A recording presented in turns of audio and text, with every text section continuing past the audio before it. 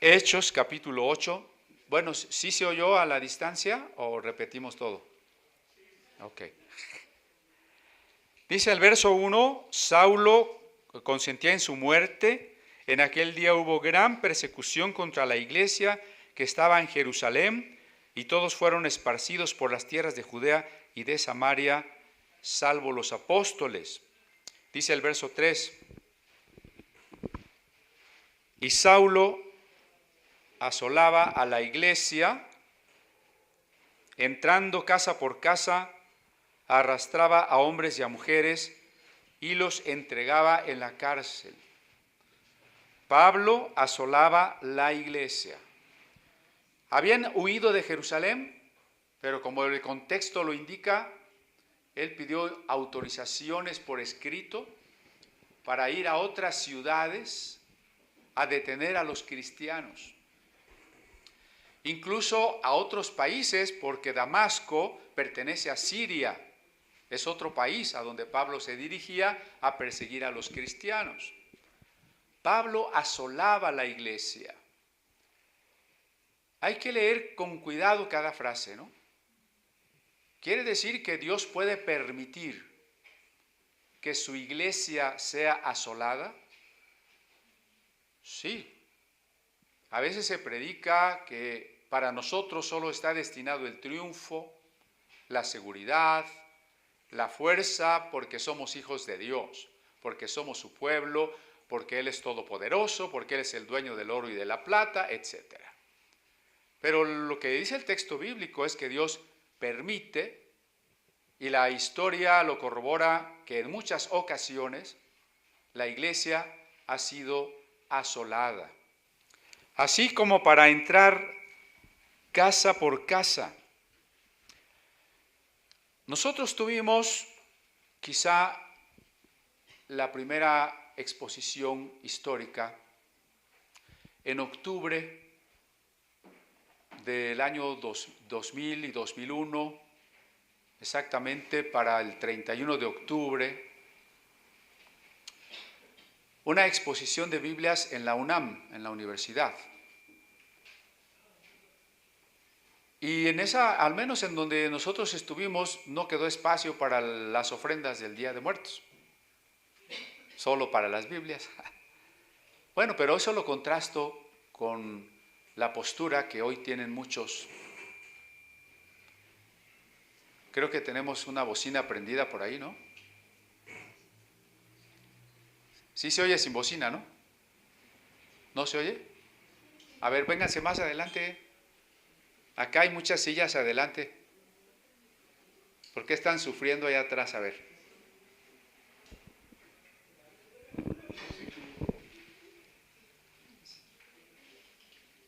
Bueno, algunos sectores en la academia y en otras instituciones están insistiendo, por supuesto de manera equivocada, que la Biblia es un libro machista, patriarcal, que ya no debe tener cabida en la sociedad. Y lo menciono porque si es posible que algún día vayan casa por casa a ver si usted tiene Biblias, no lo dude, puede pasar. Y entonces dice que Pablo los entregaba a la cárcel.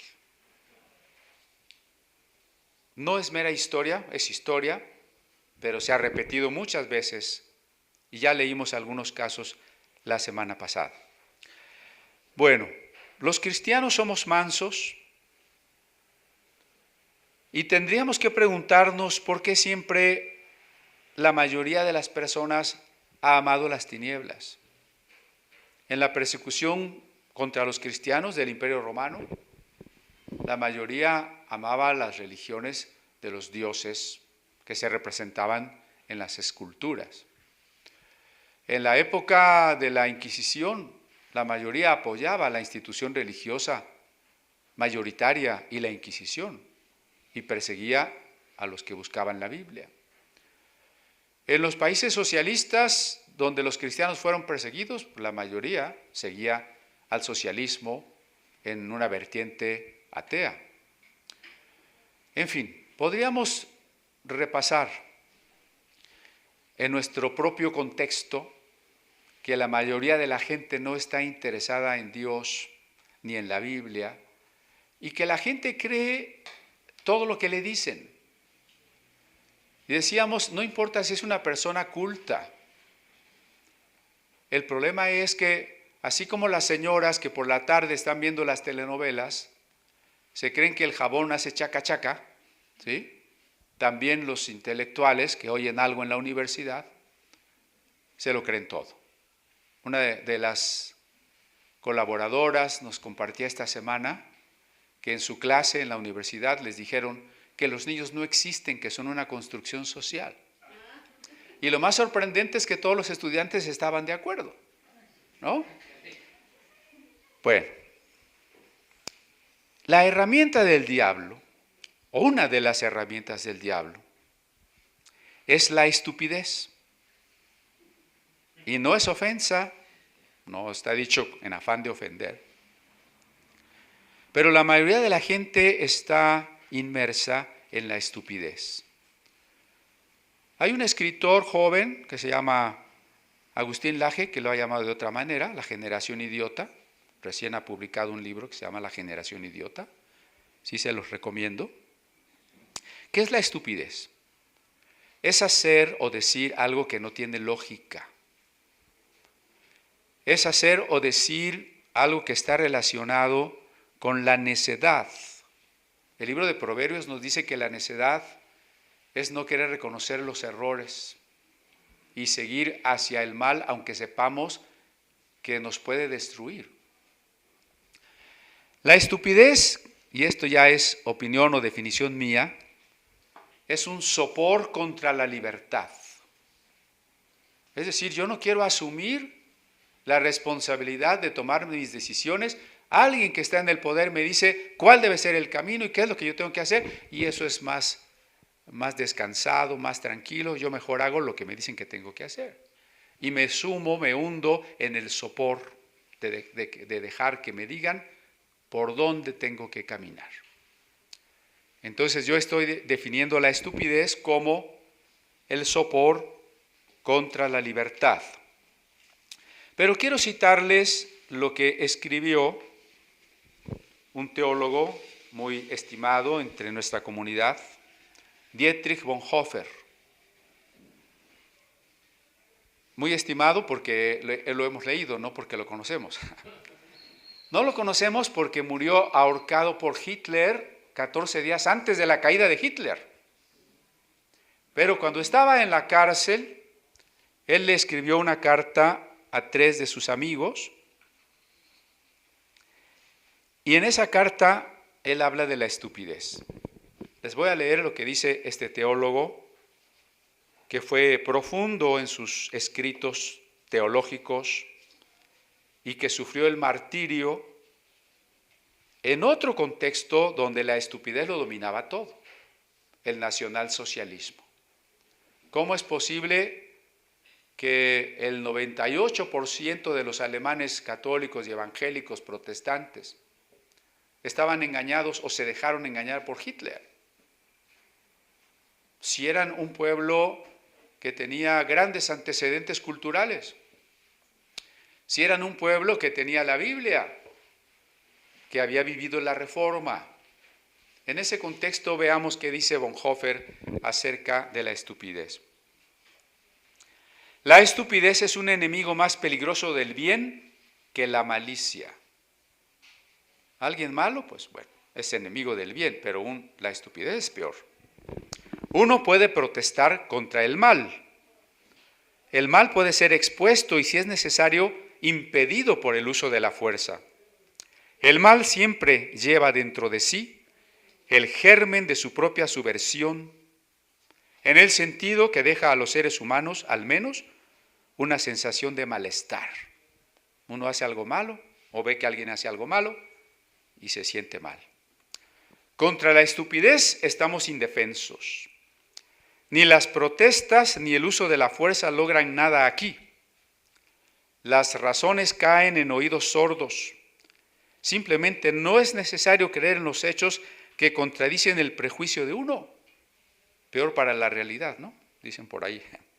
En esos momentos la persona estúpida incluso se vuelve crítica y cuando los hechos son irrefutables, simplemente se los deja de lado, como si fueran intrascendentes.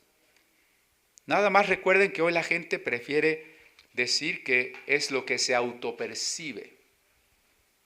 ¿Qué es lo que tiene valor? ¿Cómo te autopercibes tú?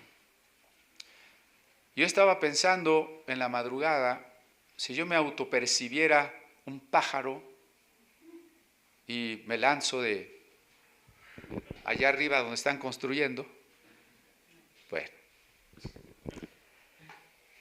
los hechos se dejan fuera como intrascendentes, como incidentales. En todo esto la persona estúpida, en contraste con la maliciosa, está completamente satisfecha de sí misma. Y como se irrita fácilmente, se vuelve peligrosa cuando se lanza al ataque. ¿Sí les ha pasado? Que quieran platicar de estos temas contemporáneos, ¿eh? La gente de inmediato se enoja y dice, y te acusa a ti, como ya hemos dicho, de un discurso de odio. Por esta razón se requiere mayor cautela que con uno malicioso. Nunca más intentaremos persuadir al estúpido con razones, porque es un sinsentido y peligroso. Citábamos el domingo pasado, no echéis vuestras perlas a los cerdos, ¿recuerdan? Si queremos saber cómo sacar lo mejor de la estupidez, debemos tratar de comprender su naturaleza. Esto es cierto, que en esencia no es un defecto intelectual. O sea, no estamos diciendo que las personas son tontas. No es un defecto intelectual, sino humano. Hay seres humanos que son de un intelecto notablemente ágil, pero estúpidos. Y otros que son intelectualmente bastante torpes, pero todo menos estúpidos. Esto lo descubrimos para nuestra sorpresa en situaciones particulares. La impresión que se tiene no es tanto de que la estupidez sea un defecto congénito, no se nace con él, ¿verdad? Sino de que en determinadas circunstancias las personas se vuelven estúpidas o permiten que esto les suceda. Observamos además que las personas que se han aislado de los demás o que viven en soledad manifiestan este defecto con menos frecuencia. El que no va con toda la bola así en el mal sentido, que no se deja arrastrar por la corriente, que es un poco aislado, un poco observador de lo que pasa, cae menos en este defecto, ¿no?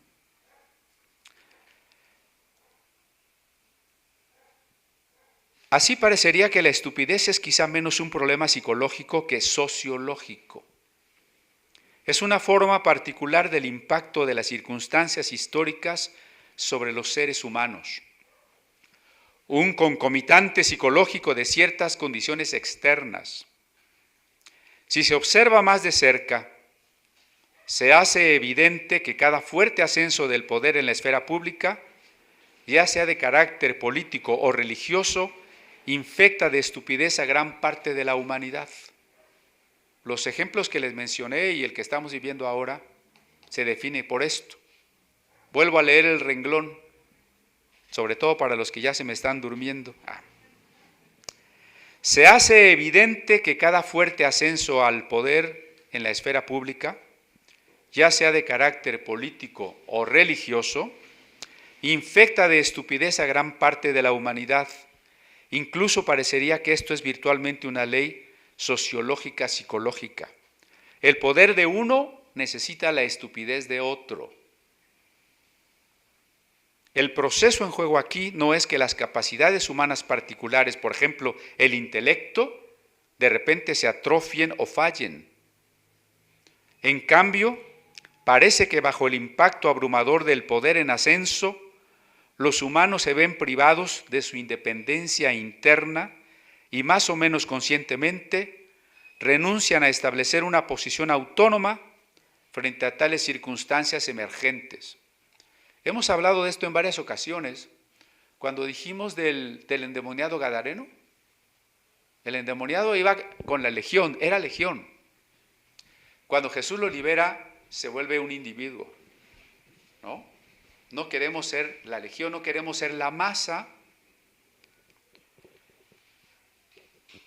Habiéndose convertido así en una herramienta sin sentido, la persona estúpida también será capaz de cualquier mal y al mismo tiempo incapaz de ver qué es el mal. Incluso en el juicio de Nuremberg contra los jerarcas del régimen nazi, ellos no consideraban que habían hecho mal.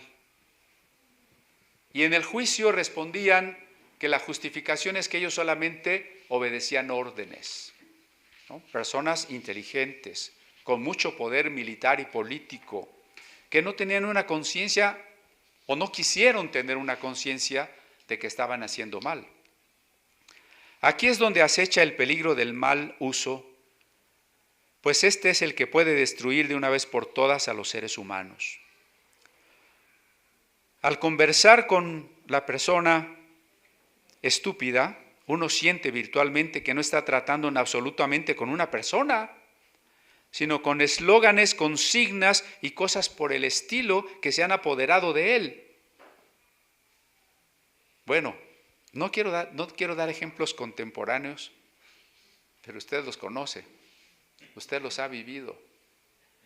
Usted platica con las personas y les repiten las clásicas frases hechas que ni siquiera han examinado.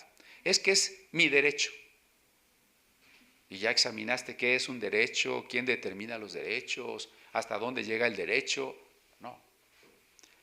Uno está platicando entonces con eslóganes, con consignas que se han apoderado de él. Parece que él está bajo un hechizo, cegado, maltratado y abusado en su propio ser. El estúpido será capaz de cualquier mal y al mismo tiempo incapaz de ver qué es el mal. Sin embargo, en este mismo punto se vuelve bastante claro que solo un acto de liberación puede vencer la estupidez, no de destrucción. Aquí debemos aceptar el hecho de que en la mayoría de los casos una liberación interna genuina se vuelve posible solo cuando la ha precedido una liberación externa. Hasta entonces debemos abandonar todo intento de convencer al estúpido, etc. Sigue un poco la carta, la escribe, repito, en la cárcel bajo el pleno dominio del régimen nazi, donde estaba viviendo esta realidad. La mayoría de la gente estaba sumida en la estupidez. Y en el pasaje que leímos, también la iglesia está sufriendo porque, si bien toda la iglesia está conformada por judíos en ese momento, la mayoría de los judíos ha rechazado al Mesías y los dirigentes, los que tienen el poder, han decidido perseguir a los cristianos. Sigo leyendo, miren, en el versículo, me regreso tantito al 1, segunda parte del verso 1, y todos fueron esparcidos, toda la iglesia fue esparcida. Y aquí tenemos que preguntarnos otra pregunta. ¿Por qué la malicia en parte y la estupidez en otra parte logró que la iglesia se desintegrara y fuera esparcida? Pero hay que preguntarse más todavía, ¿por qué Dios lo permitió? ¿Por qué una iglesia, decíamos, tan bella en el mejor momento histórico de la fe cristiana, una iglesia unida, llena del Espíritu Santo, de milagros, del testimonio vivo de Cristo por parte de los que habían convivido con Él? ¿Por qué Dios permite que esa iglesia que vivía en comunidad y que compartía todos sus bienes fuese despedazada y todos salieran huyendo para diferentes lados? No ha sido la única vez, repito. ¿Se acuerdan que leímos la historia de la iglesia chiquita en Sevilla? Cuando Casiodoro de Reina, muchos murieron quemados y otros salieron huyendo a donde pudieron. ¿Por qué Dios lo permite? Esa es la pregunta. Quiero responder en parte. Dios es Señor de la historia. Esto que sucedió y que a primera vista es muy terrible, que uno diría, no puede ser que Dios permita que algo tan bonito se deshaga. algo tan necesario se deshaga. Yo diría, no olvidemos que Dios es Señor de la historia. En el discurso de Esteban, con el repaso de todo lo que nos contó sobre los sucesos en la vida del pueblo escogido, corroboramos que Dios es Señor de la historia. Pero también en el momento en que Dios está permitiendo que la iglesia sea perseguida y sea dispersada, Dios sigue siendo Señor de la historia. Y quiero decir que lo es a través y a pesar de las decisiones humanas. No estoy negando que el hombre sea libre y no estoy diciendo que todo pasa porque Dios quiere a la manera determinista que incluso pensaban los esenios de Qumran. Lo que estoy diciendo es que hay decisiones humanas.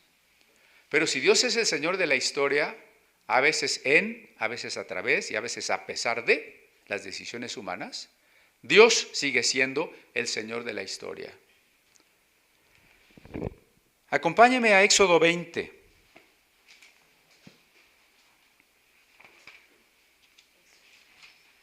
Usted sabe que ahí está el texto de los 10 mandamientos.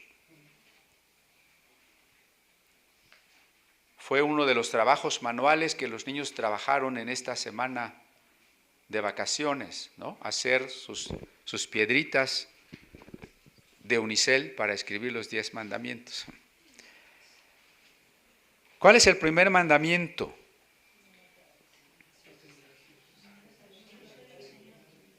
Por lo visto no nos lo sabemos.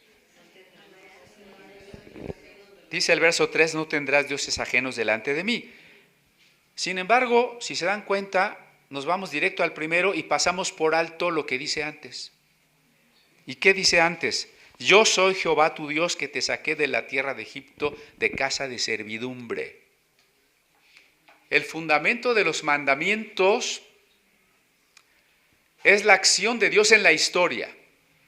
¿Ve? Cuando digo que Dios es Señor de la historia, lo más importante es que Dios actúa en la historia. Entonces hay un contraste entre el Dios de los hebreos que los ha sacado de Egipto y los dioses a los que adoran las otras naciones. ¿Por qué? Porque Dios es una persona y aunque invisible, no es una fuerza de la naturaleza. Los pueblos antiguos adoraban al sol, a la luna, al rayo, a la lluvia, al mar, a la tierra. Adoraban fuerzas de la naturaleza, fenómenos naturales. Pero Dios no es eso. Dios es una persona. Persona no quiere decir que tenga manos, ojos, oídos, sino que es un ser que piensa. El sol no piensa. Dios es un ser que ama. La luna no ama. Dios es un ser que decide. La lluvia no decide. Dios es una persona y los pueblos adoraban fuerzas de la naturaleza. También podemos contrastar, Dios habla. ¿Y cómo habla? Actuando en la historia. Mientras que las estatuas de los dioses paganos son estatuas mudas. No hablan. Aquí está escrita la palabra de Dios, no te inclinarás a las imágenes, no matarás, no adulterarás. Dios habla. Las imágenes son mudas. Dios actúa en la historia y en las otras religiones se celebran ritos de ciclos de la naturaleza. Las estaciones, los meses, la época de lluvias, la fertilidad, todos los ritos obedecen a ciclos de la naturaleza. No a una historia lineal con un principio y un final en donde Dios actúe. ¿Para qué actúa Dios en la historia? Para redimir a los hombres. Por eso, yo soy Jehová tu Dios que te sacó de tierra de Egipto. ¿Qué quiere decir redimir? Libertar un esclavo. Comprar un esclavo para dejarlo libre. Eso quiere decir redimir. Dios es el Redentor. Y por eso, cuando nosotros vamos al libro de los Hechos, tenemos que tener en mente esto. El fundamento de todo lo que Dios hace es nuestra redención. ¿Cómo actúa Dios en la historia? Sacándonos de la esclavitud. Hoy, nosotros como creyentes no hemos sido sacados de una esclavitud necesariamente física, aunque sigue existiendo un tipo de esclavitud económica en nuestro pueblo y política. Pero Dios nos ha libertado de la esclavitud del mal para que no tenga más poder sobre nosotros. Nos ha libertado de la condena que la ley indicaba porque la habíamos quebrantado. Nos ha libertado de la condenación que nos había separado de Dios cuando decidimos hacer las cosas malas. Dios nos ha libertado. Que Dios actúa en la historia es lo que el libro de los Hechos deja muy claro. Muchos cristianos dicen, el libro de Hechos es un libro histórico, dividiendo los libros de la Biblia, ¿no? Evangelios, Apocalipsis, cartas, historia, hechos. Sí es un libro histórico, pero no en el sentido de un mero registro del pasado. Es histórico porque quiere mostrarnos cómo Dios se está manifestando ya en el reino de los cielos presente, pero que es también un reino futuro. Y aquí yo quisiera citar a otro teólogo, también muy estimado por acá, que se llama Oscar Cullmann, acerca de la historia. Dice Cullmann, el pasado de la historia de la salvación se convierte en preparación para el acontecimiento central de Cristo. Todo lo que Esteban repasó no ciertamente apuntaba a demostrar que Cristo tenía que aparecer como apareció. Bueno, el pasado de la historia de la salvación se convierte en preparación para el acontecimiento central de Cristo. El futuro será el pleno cumplimiento de lo que ya se ha cumplido. El presente remite al pasado y al futuro, según la dialéctica del ya y del todavía no. ¿Qué es esta dialéctica del ya y del todavía no? Si yo le pregunto, ¿usted ya es salvo? ¿Qué me va a decir? Ya. ¿Ya no peca? Sí. ¿Ya no se enferma? ¿Ya no se va a morir? ¿Ya no hay mal en el mundo? Entonces, ¿cómo es salvo? Todavía no somos, ¿no? Ya somos y todavía no somos. Ya somos salvos en nuestro espíritu que nació de nuevo. Estamos siendo salvos cada día en la lucha contra el mal, pero todavía no somos salvos en la resurrección del cuerpo. Todavía no se establece en plenitud el reino de Dios. La iglesia ya es el reino de Dios en la tierra, pero el reino de Dios no está plenamente en todo el mundo, de tal manera que la maldad ya hubiese desaparecido. Esa es la dialéctica del ya y del todavía no. Porque esperamos la batalla decisiva del día de la victoria, de donde se sigue que la escatología no es eliminada, sino destronada. O sea, las cosas últimas no son lo más importante como futuro. Las cosas últimas comenzaron con la resurrección de Cristo. Es el tiempo cuando la dimensión celestial ha entrado en la historia. Tanto desde el punto de vista de la cronología como del contenido, es decir, la línea del tiempo asciende hacia el futuro del cumplimiento final, pero tiene un centro situado en el pasado. ¿Cuál es el centro de la historia? La muerte y la resurrección de Cristo. Todo el pasado apunta hacia Cristo. Todo el futuro se cumplirá por el centro que ya está en el pasado, la muerte y resurrección de Cristo. Por otra parte, el desenlace futuro queda ya decidido en los acontecimientos del pasado. El futuro ya está decidido. Al final triunfará la muerte, triunfará el diablo, triunfará la maldad. El futuro ya está decidido. El presente de la historia de la salvación es el tiempo de la iglesia como tiempo de la misión. Hoy es tiempo de la iglesia para que la iglesia cumpla una Un tiempo que debe ser situado en la línea ascendente de la historia de la salvación. Hemos insistido que hay que leer la Biblia así, como una revelación progresiva, según la dialéctica del ya y del todavía no. Bueno, hasta aquí ya no les voy a hacer más lecturas porque van a decir que qué aburrido. Hechos 1:8. Hechos 1:8. Es un texto que cuando estudiamos aprendimos de memoria, pero tal vez usted no vino o tal vez ya se le olvidó. Vamos a repetirlo. Si no lo sabe, léalo. Si lo sabe, trate de no leerlo. Pero recibiréis poder cuando haya venido sobre vosotros el Espíritu Santo, y me seréis testigos en Jerusalén, en toda Judea, en Samaria y hasta lo último de la tierra. Lucas pone énfasis siempre en el Espíritu Santo y en la misión de la iglesia. Ser testigos es la misión de la iglesia. El Espíritu Santo posibilita que podamos ser testigos de Cristo. El Espíritu Santo nos ayudó a conocer a Cristo, a estar en una constante comunión con Cristo. El Espíritu Santo vivificará las palabras que hablemos a una persona cuando le compartimos acerca de Cristo. Y como lo hizo con nosotros, el Espíritu Santo tocará las fibras interiores de esa persona para que si quiere, no la va a forzar, pero si quiere la persona, pueda creer y rendir su vida al señorío de Jesús. Pero hay un plan para cumplir el mandato de ir a toda criatura, como decía Jesús. En Hechos 1:8 está ese plan. Primero, Jerusalén. ¿Sí está ahí conmigo? Después de Jerusalén,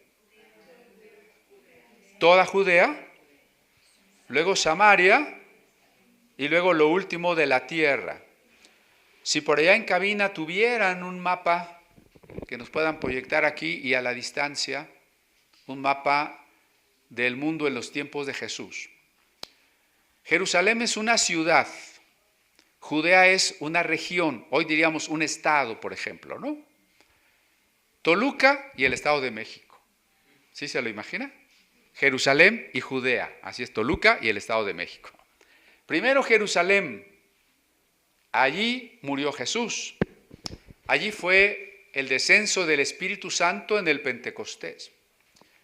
Allí vivió, nació y vivió la iglesia en sus primeros años como una comunidad que compartía todo y que todos los días partía el pan con alegría, recordando la muerte de Cristo, y perseveraba en la doctrina de los apóstoles. Pero el plan era que después fueran a otras ciudades de Judea. Si Toluca es la capital del Estado de México, ¿qué otras ciudades hay en el Estado de México? Pues desde Ecatepec hasta Ciudad de Nezahualcóyotl, hasta San Felipe del Progreso y muchos otros pueblos, ¿no? Así habría que ir a todos los pueblos y ciudades de la provincia de Judea. Y luego a una provincia que estaba más al norte que se llama Samaria. Y luego hasta lo último de la tierra. No importaba qué país, qué lenguaje, qué raza, había que ir a anunciar la buena noticia de Dios hasta lo último de la tierra. Bueno, en aquel entonces no se sabía que la tierra era un globo, ni se sabía que existía el continente americano o el continente de Oceanía. Pero ellos intentaron llegar hasta lo que consideraban lo último de la tierra, que era España. Y hacia allá viajó, por ejemplo, el apóstol Pablo. Entonces aquí empezamos a responder nuestra pregunta. ¿Por qué Dios permitió que la iglesia fuera perseguida? Regresamos a Hechos 8, versículo 1 al final. Todos fueron esparcidos por las tierras de Judea y Samaria. ¿Qué decía Hechos 1:8? Que vayan a Jerusalén, Judea y Samaria. ¿Y qué dice 8:1? Fueron esparcidos por Judea y Samaria. ¿Vemos cómo se va cumpliendo la acción de Dios en la historia? Por eso hablaba yo de la acción de Dios en la historia, para que tengamos también la fuerza y el consuelo cuando pasamos la tribulación.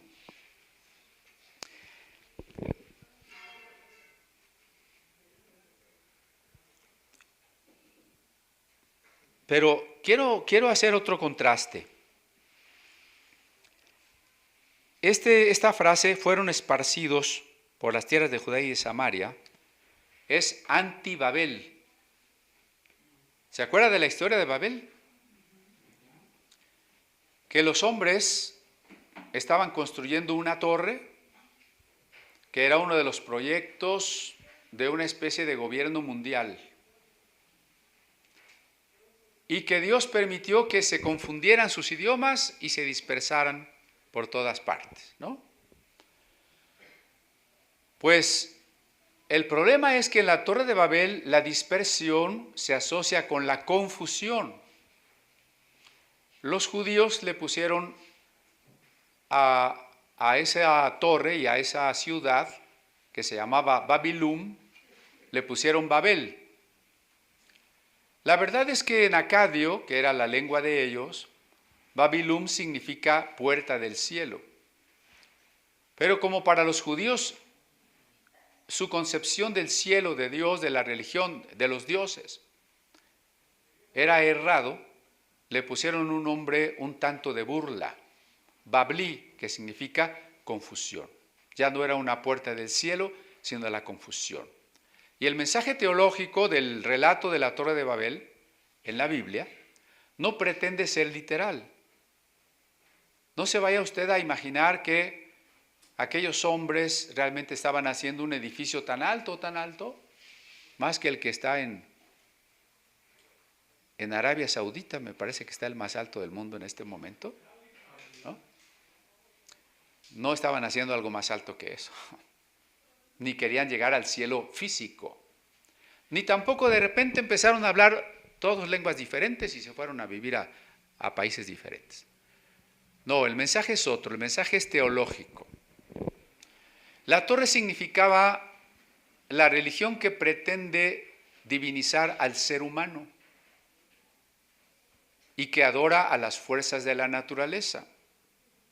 El resultado de apartarse de Dios y divinizar y adorar a lo que no es Dios resultó en la pérdida de la comunión entre los seres humanos. Perder la comunión con Dios es perder la comunión con los seres humanos. Eso está desde el relato de los primeros capítulos del Génesis. Cuando Adán se escondió de Dios, también perdió la comunión con su esposa. Y cuando Dios le reclamó a Adán, ¿por qué comiste del fruto? ¿Qué hizo Adán? Le echó la culpa a la esposa. Él no sabía si a la esposa le iba a caer un rayo de castigo. No le importó. Él le echó la culpa a la esposa. ¿Por qué? Porque ya se había perdido la comunión entre los seres humanos. Entonces Babel es confusión. Confusión no tanto de las lenguas, que sí lo es, porque es muy difícil traducir de un idioma a otro idioma, pero también es confusión en todos sentidos. En las discusiones entre los esposos. Es que tú dijiste, no, yo no dije eso. Pero si aquí te grabé, lo acabas de decir. No, no es cierto, no dije eso. Se están riendo porque así es, ¿verdad? Confusión entre los diferentes partidos y facciones políticas. Confusión entre escuelas filosóficas. Confusión entre diferentes ramas de la ciencia. Confusión religiosa. El hombre está asignado en una sociedad de la confusión. Eso es Babel. Babel significa la desunión de los seres humanos. La mezcla de las lenguas o la separación de las lenguas. En Pentecostés, curiosamente, apareció una diversidad de lenguas. Todos los allí reunidos eran galileos que hablaban arameo. Y de repente empezaron a hablar muchas otras lenguas. Pero ya no como símbolo de confusión, sino como símbolo de unidad.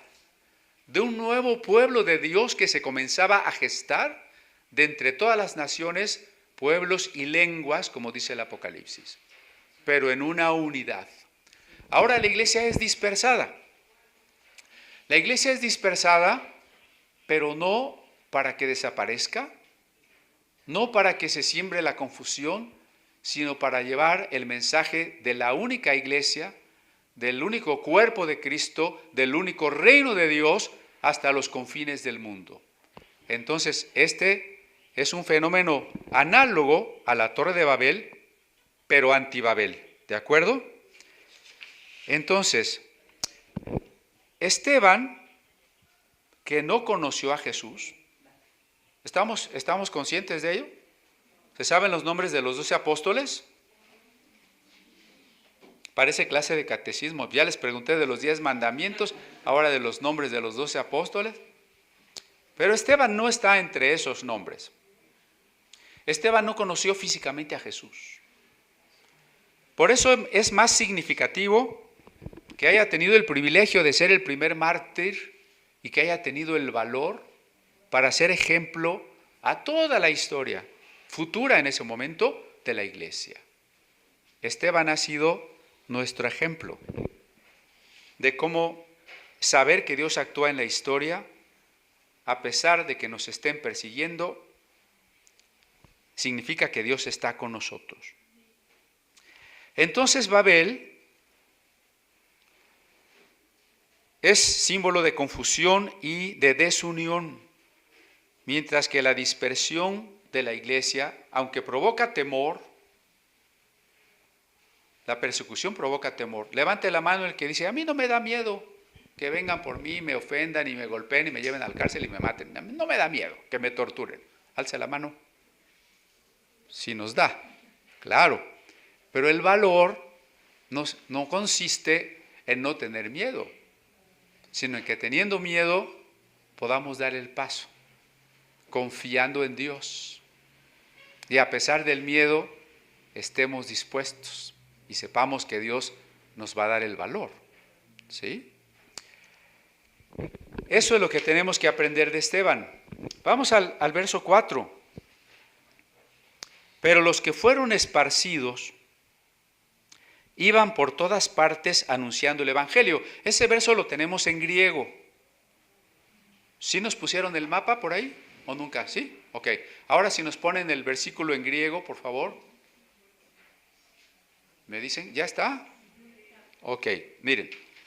En griego dice, Imen un diasparendes dilthon evangelizomeni ton logon.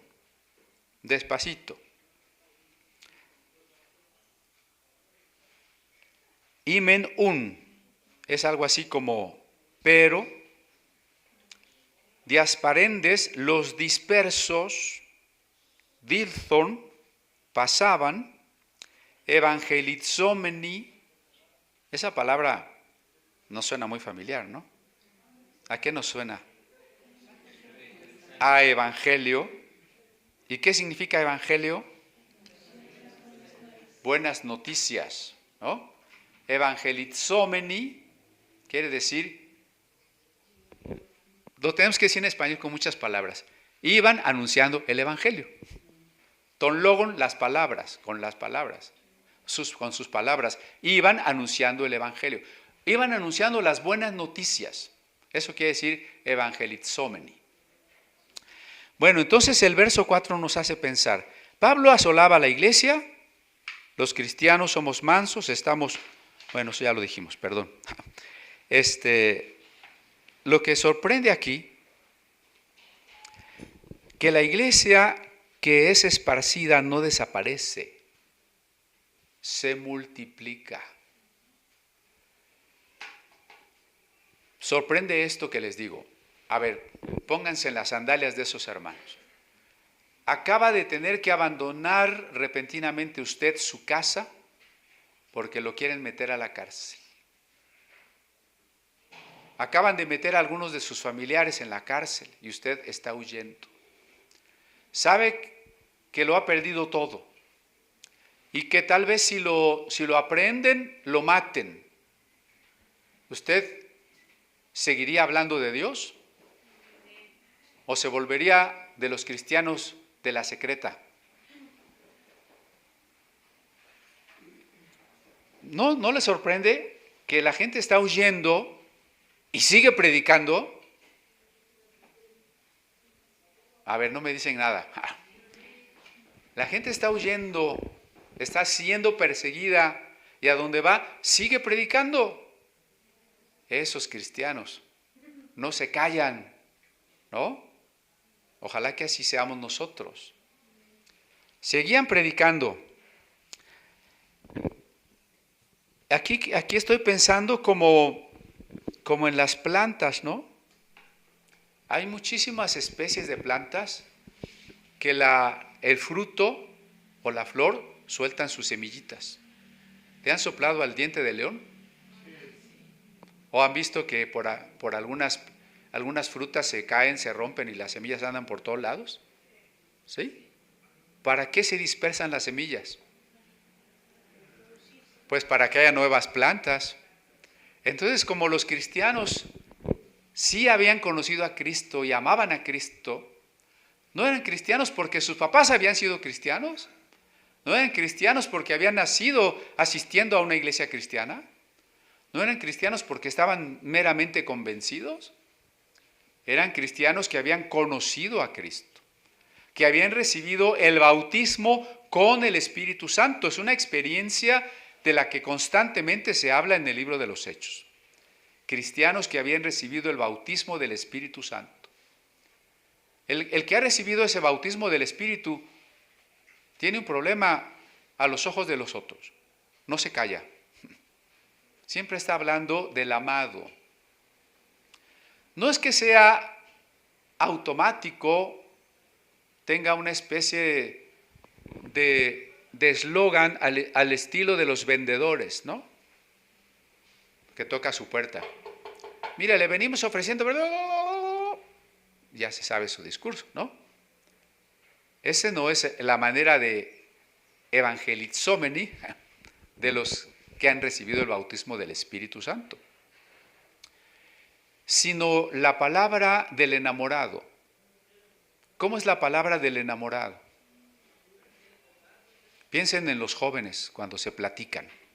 Acabo de conocer una chava, ¿no? No, es que todo el tiempo habla de ella. ¿Y se lo propone o le sale espontáneamente? Es espontáneo, ¿sí? Y lo dice con mucha tristeza, así muy a fuerzas, muy de memoria, o así con muchas ganas, ¿no? Bueno, pues estas personas así hablaban de Cristo. No es que ya se sabían 10 frases que tenían que repetir. No es que con mucho esfuerzo se lo proponían. Ay, tengo que hablar de Cristo, porque si no Dios me va a castigar, si no Dios no me voy a ir al cielo, ¿no? No, el enamorado habla. Se le sale, se le ve, se le nota, hasta en la mirada y que no come. Estos enamorados andaban predicando por todos lados donde iban, como esas semillitas que les digo que caen por todos lados y dan a la vida a nuevas plantas.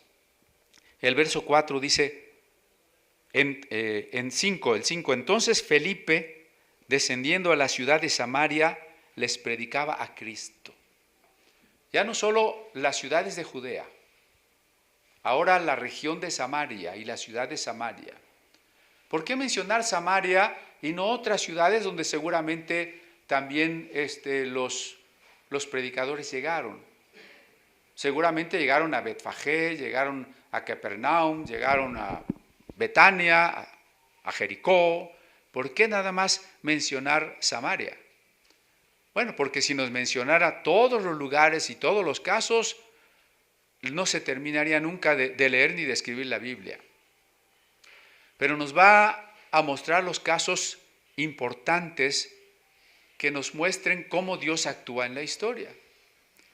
Y eso es el caso de Samaria. Bueno, ¿quién era Felipe? Este Felipe que llegó a Samaria.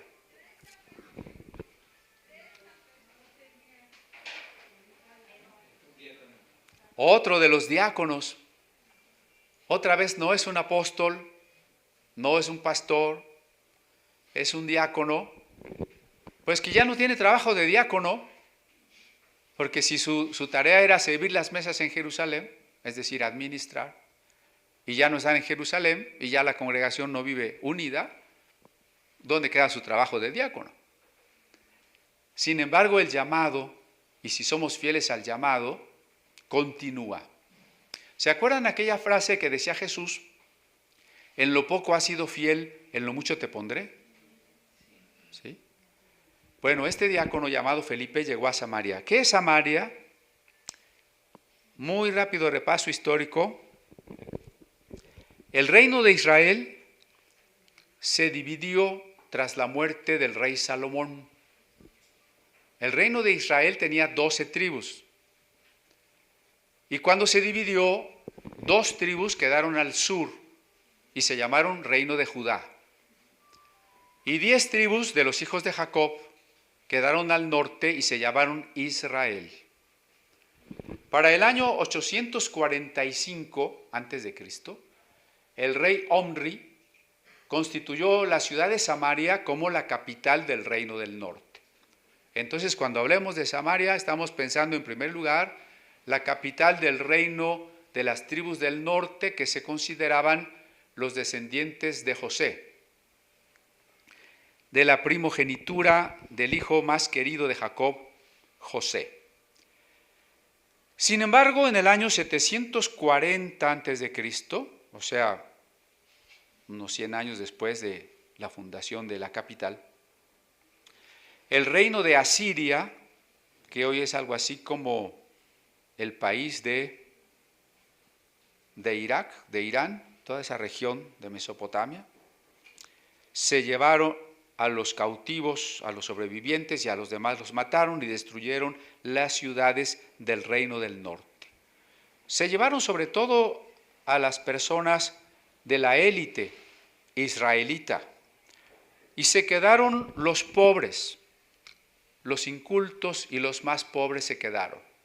Y los asirios mandaron a extranjeros que colonizaran esas tierras nuevamente y se casaron y se mezclaron con los judíos que habían quedado. El resultado de esa especie de nuevo pueblo aceptó la ley de Moisés y practicó un tipo de judaísmo. Entonces vamos a decir que eran medio judíos y un poco no judíos, ¿verdad? Y por eso los judíos los despreciaban, los del reino del sur los despreciaban. Un ejemplo de ese desprecio lo tenemos en los textos de Esdras y Nehemías. Cuando los samaritanos le dicen a los judíos, les ayudamos a construir su ciudad y su templo. No, no queremos nada con ustedes, ¿no? El legalismo del grupo sacerdotal. En el siglo IV a.C., un poco después de Esdras y Nehemías, los samaritanos tuvieron como resultado una nueva lengua, una combinación de hebreo con arameo, que se llama el samaritano. Y tradujeron el Pentateuco al samaritano, de tal manera que hoy existe un Pentateuco que llamamos así, Pentateuco samaritano. Hay otro documento, además del Pentateuco, ellos tienen otro documento religioso que estipula sus principales creencias y se llama la Memar Marcá, que tiene 5 puntos básicos para que conozcamos la doctrina de los samaritanos. El primer punto es que solo Jehová es Dios. En eso están igual que los judíos, igual que los cristianos, ¿no? Solo Jehová es Dios. El segundo punto es que solo Moisés es el profeta de Dios. Por eso los samaritanos no tienen las otras secciones de la Biblia. No tienen los profetas, no tienen los salmos, solo tienen Pentateuco. Eso quiere decir que solo reconozcan a Moisés como profeta de Dios. El tercer punto es que lo más importante es la ley de Dios y los samaritanos tienen la tarea de ser los guardianes de la ley de Dios. El cuarto punto es que el monte Gerizim es el ombligo del mundo. Y así está la expresión en Jueces 9:37. Muy cerca está la ciudad de Nablus, que se llama también Sicar, donde Isaac adoró a Dios. Está toda la zona de Siquem, donde se hizo el pacto cuando las tribus entraron a la tierra prometida y sobre el monte Gerizim se leyeron las bendiciones. Allí fueron sepultados los restos de José que fueron traídos de Egipto. Allí se construyó por el reino del norte un templo, una casa de Dios. Entonces allí hay una diferencia entre los judíos y los samaritanos. ¿Se acuerdan la pregunta que hace la mujer samaritana a Jesús en el pozo de Jacob, en Sicar? ¿En dónde debemos adorar a Dios? ¿En este monte o en Jerusalén? Había dos montes, dos templos, dos perspectivas religiosas de cuál era el monte correcto. Y el quinto punto es que ellos esperaban al Taeb. Taeb se traduce el restaurador, que sería un equivalente del Mesías. Cuando el restaurador llegaba, establecería el reino de Dios y desaparecería a todos los malvados. Esas eran las doctrinas de los samaritanos, que tuvieron su templo en el monte Gerizim, donde ellos pensaban que Isaac iba a ser sacrificado por Abraham. Sin embargo, en el año 128, un sacerdote judío ilegítimo llamado Juan Hircano, que quería conjuntar el trono y el sacerdocio en sí mismo, destruyó el templo samaritano en aquella montaña. El Evangelio de Lucas pone en boca de Jesús una aceptación para los samaritanos. ¿Se acuerdan que Lucas es un evangelio en que se muestra el amor de Dios por los marginados? Lucas habla de los leprosos, los gentiles, las mujeres, los niños, los endemoniados, los samaritanos. Es el mismo autor de Hechos. Y ahora nos muestra, bueno, en la parábola que está en Lucas 10, nos contó Lucas de un hombre herido, un judío herido, y los judíos sacerdotes y levitas no lo ayudaron. ¿Quién lo ayudó? Un samaritano. Por eso se conoce como la parábola del buen samaritano. También Lucas nos cuenta de que Jesús sanó 10 leprosos y solo uno de los 10 regresó a darle las gracias y era un samaritano, ¿no? Y luego el texto de Juan 4, donde Jesús le dice a esa mujer, no importa este monte ni importa Jerusalén, lo que importa es adorar a Dios en espíritu y en verdad. Muy bien, entonces este Felipe empieza a predicar en Samaria. Es una decisión que conlleva un riesgo de error. ¿Qué tal si el evangelio debía predicarse solo a judíos y Felipe ya le está predicando a unos que no son 100% judíos? Sin embargo, Dios lo respalda. Aquí vemos que la iglesia va a empezar a romper todas las barreras. El judaísmo de aquella época, incluidos fariseos, esenios, pensaban que la salvación era solo para judíos. Los no judíos eran considerados inferiores. A veces en el Nuevo Testamento se les refiere como perros, ¿no? Y sin embargo, Felipe se atrevió a cruzar ese obstáculo y empezarle a predicar a estas personas samaritanas. Leamos en el verso 5, les predicaba a Cristo y la gente unánime escuchaba atentamente las cosas que decía Felipe. Uno diría, bueno, los judíos que estaban en Jerusalén debieron haber escuchado con más apertura, porque ellos conocían más textos bíblicos, los profetas, los salmos, otros textos bíblicos. Además, los judíos más cultos estaban en Jerusalén. Y los judíos alejandrinos que demandaron y denunciaron a Esteban, ¿se acuerdan? Ellos no oyeron. En cambio, los samaritanos, toda la gente escuchaba lo que decía Felipe, oyendo y viendo las señales que hacía. Oía y miraba. ¿Qué miraba? Dice el verso 7. De muchos que tenían espíritus inmundos, salían estos dando grandes voces y muchos paralíticos y cojos eran sanados. O sea, básicamente la gente oía el mensaje de Cristo y veía dos cosas: liberación de endemoniados y sanidad de enfermos. ¿Será literal eso? ¿O será un mito? Se me quedan viendo. Dios hace milagros. Usted sabe, y lo hemos llegado a experimentar, que si hay un endemoniado, en el nombre de Jesús, hay autoridad para expulsar los demonios, ¿no? Y que cuando es la voluntad de Dios sanar, Él sana. Muchas veces no, pero muchas veces de manera sobrenatural, inmediata, Dios puede sanar a los enfermos. Debemos de estar siempre preparados y atentos a la voz del Espíritu. Por lo pronto esta iglesia, que insisto, era una iglesia llena del Espíritu Santo, este autor que es Lucas, que subraya la acción del Espíritu Santo, nos muestra cómo actuaba ese Espíritu. El Espíritu que vive en nosotros.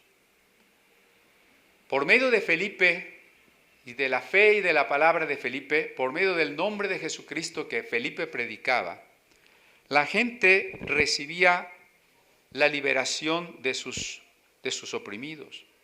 La gente recibía la sanidad de sus enfermos. Así que, dice el verso 8, había gran gozo en aquella ciudad. Hasta aquí vamos a terminar con el verso 8. Había gran gozo en aquella ciudad. Noten otra vez los contrastes. Mientras en Jerusalén hay gran angustia de los creyentes, gran preocupación de los apóstoles que se quedaron allí, gran animadversión y hostilidad de los judíos, en Samaria hay gran gozo. En Samaria hay una apertura unánime a querer escuchar y buscar a Dios. Probablemente, pues casi seguro, al oír del Mesías Jesús lo identificaban con este Taef del que les acabo de mencionar, ¿no? Había llegado aquel que restauraría todas las cosas. ¿Se acuerdan que Hechos 3:21 están las palabras de Pedro que dice exactamente los tiempos de la restauración de todas las cosas? Entonces, mientras en una ciudad hay gran aflicción de la iglesia, en otra ciudad hay gran gozo. Y ante la pregunta, ¿por qué Dios permitió que la iglesia fuera asolada, perseguida, que se deshiciera esa comunidad tan maravillosa que estaba en Jerusalén? Aquí está parte de la respuesta. Esas semillas afligidas, perseguidas, temerosas, tuvieron que irse. Pero donde iban, predicaban. Y donde llegaron a predicar, en muchos lugares había actitudes diferentes a aquella ciudad de donde los habían corrido. Y Dios siguió actuando. Y entonces la palabra de Dios llegó a otras aldeas y pueblos de Judea. Y luego a la región de Samaria. Y después llegaría al mundo gentil. Y luego llegaría a México. Y en México somos hijos de Dios sin necesidad de ser judíos. Tal vez usted y yo somos mixtecos, zapotecos, celtales, náhuatl, lo que sea. Pero pertenecemos al único pueblo de Dios, al único reino de Dios. Y tenemos la misma tarea. Hoy usted y yo somos esas semillas, ¿no? Cerrémonos nada más preguntándonos. Si como estos hermanos, a donde quiera que iban, hablaban la palabra. Usted, donde quiera que está, ¿habla la palabra? No lo sé. A lo mejor ya estaríamos más llenos aquí. ¿Qué le parece si leemos el verso 4? Como resumen y como invitación a lo que tenemos que hacer. ¿Lo tienen por ahí en pantalla? 8:4. Leemos todos unidos. Pero los que fueron esparcidos iban por todas partes anunciando el evangelio. Ahora no diga los que fueron esparcidos, diga su nombre. Pero Cristian iba por todas partes anunciando el evangelio. No oí que diga su nombre.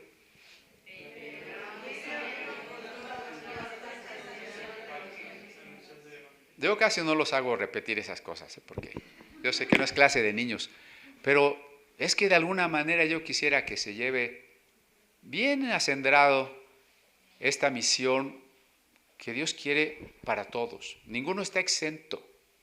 Nadie puede decir, a mí no me toca, ¿eh? Todos somos semillas y donde quiera que vamos tenemos que ir evangelizomeni. ¿Qué le parece? ¿Sí? Bueno, muchas gracias.